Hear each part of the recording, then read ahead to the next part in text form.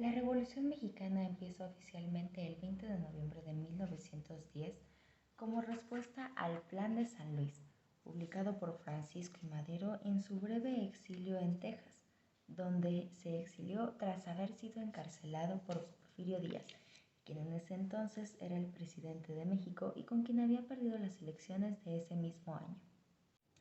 Motivados por las promesas del Plan de San Luis, muchos campesinos comenzaron a unirse a la causa de Madero, entre ellos Zapata, el caudillo del sur, quien, motivado por el Artículo III que prometía la devolución de las tierras a los campesinos y bajo el lema "La tierra es de quien la trabaja", se unió al ejército de Madero. A él se sumaría posteriormente Pancho Villa, el caudillo del norte. En vista del constante descontento social que seguía creciendo, Porfirio Díaz decide exiliarse temporalmente a España. Luego vuelve en 1911 a México para firmar el 25 de mayo los Tratados de Ciudad Juárez, en los que renuncia a la presidencia de México y se exilia de forma permanente en España, dando fin así a la etapa de la historia mexicana conocida como el Porfiriato, que duró 31 años, y dando inicio a la Revolución Maderista. Fuera Díaz del poder, León de la Barra toma la presidencia como presidente interino del país, y aunque tuvo un accionar sospechoso al interactuar entre los líderes revolucionarios, realizó correctamente las elecciones, y el 6 de noviembre de 1911, Madero, con una abrumadora ventaja entre los votantes, se convierte en el presidente de México. Pese a haber logrado su objetivo, Madero fue muy criticado por su política moderada y débil autoridad. Los caudillos, que una vez estuvieron en su parte, comenzaron a ponerse en su contra, al desesperarse por la falta de resultados prometidos en el Plan de San Luis. Esto además se sumó al accionar de los grupos porfiristas que aún quedaban en el país. Madero quería cumplir con sus promesas y mantener la frágil paz del país, pero no contaba con los recursos para hacerlo. Rápidamente los intentos de dialogar con Zapata para que se diera las armas fueron efímeros. Zapata se va a Puebla, en donde escribe el Plan de Ayala, en el cual exige el rápido cumplimiento del Plan de San Luis. Posterior a esto, Zapata moviliza sus tropas desde el sur y Pascual Orozco desde el norte. Madero, a su vez, moviliza el ejército federal, que no había sido cambiado desde tiempos de Porfirio Díaz. Finalmente, un golpe de estado orquestado por el general Huerta al mando del ejército federal terminó con su corto mandato. Se sabe que Huerta conspiró en contra de Madero con ayuda de los Estados Unidos en un tratado llamado el Pacto de la Ciudadela. La escena trágica fue un periodo de 10 días en el que los golpistas tomaron las calles de la Ciudad de México, aterrorizando a la población.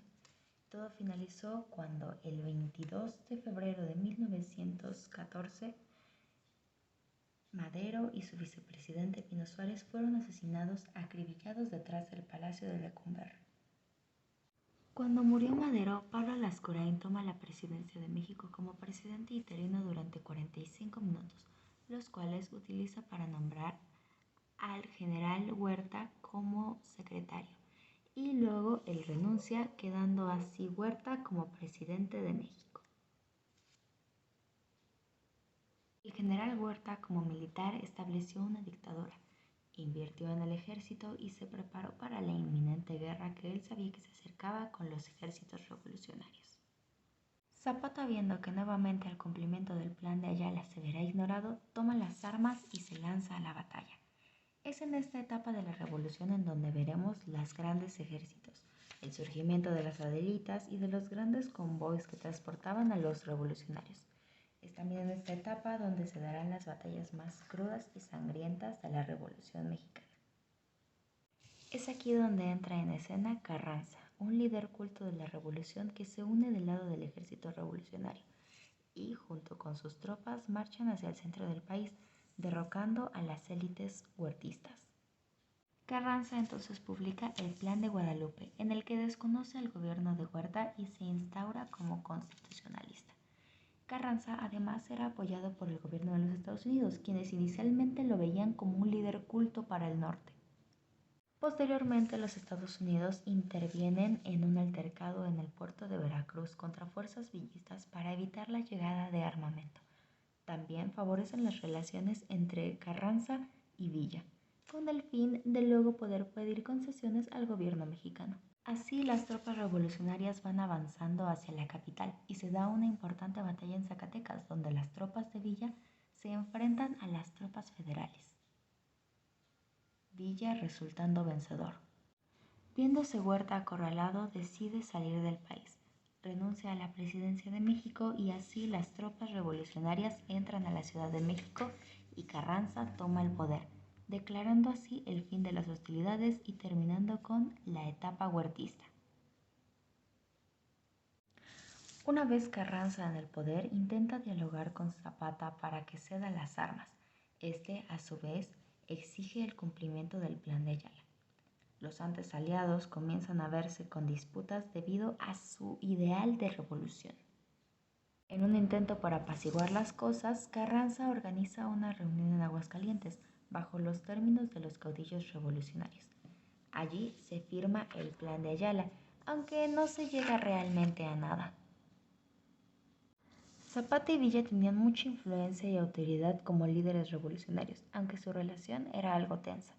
Eulalio Gutiérrez intenta negociar con ellos el cese de las armas, pero nuevamente no llegan a nada.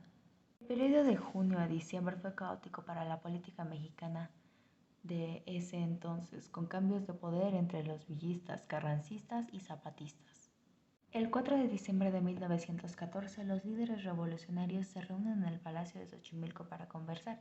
En ese entonces, Zapata y Villa expresan su ignorancia en términos políticos y se da también una de las fotografías más icónicas de la Revolución Mexicana, con Zapata y Villa en la silla presidencial. Aunque este era únicamente un sillón, esta fotografía pasó a la historia, aunque finalmente cada cual decide volver a su ejército. Tras un periodo de relativa paz en lo militarmente hablando, se reúnen convencionalistas y constitucionalistas el 5 de febrero de 1917 en Querétaro para escribir la Constitución de 1917, que es la que nos rige hasta hoy en día. La Constitución es la máxima expresión de autoridad políticamente hablando.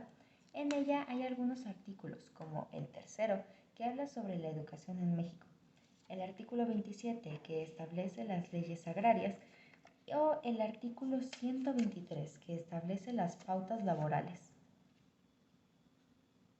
Pese a sus intentos por pacificar el país, el gobierno de Carranza comienza a verse en declive a partir de 1919 debido a las críticas y disconformidad social.